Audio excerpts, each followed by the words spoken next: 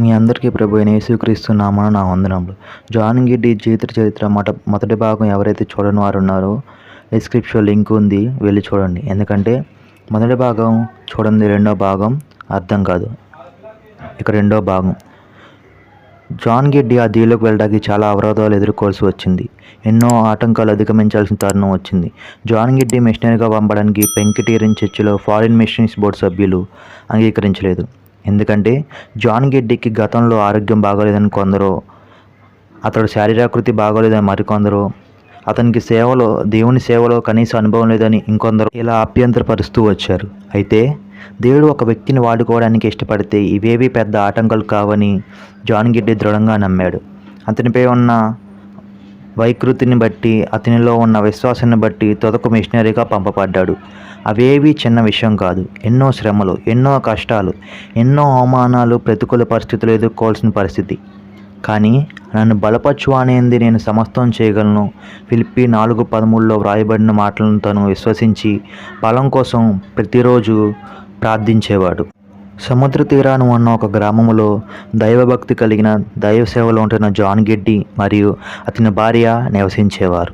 ఒక దినాన భార్యాభక్తులు ఇరువురు దేవుని సన్నిధిలో ప్రపంచ పటమును పెట్టుకొని ప్రార్థిస్తూ ఏ ప్రాంతానికి వెళ్ళి సువార్త ప్రకటించాలి అని దేవుని సన్నిధిలో కనిపెట్టుకొని ఉండగా, వారున్న గ్రామానికి తూర్పుగా ఉన్న ఒక దీపానికి వెళ్ళి సువార్త ప్రకటించాలని దేవుడు వారితో మాట్లాడతారు.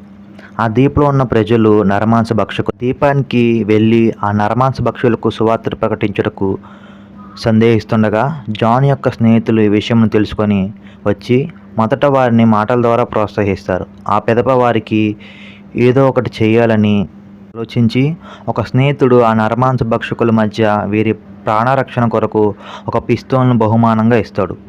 మరి ఇద్దరు స్నేహితులు వారు ఆ దీపానికి ప్రయాణం చేయుట కొరకు అన్ని ఏర్పాట్లు గల ఒక పడవను తయారు చేసి బహుమానంగా ఇస్తారు.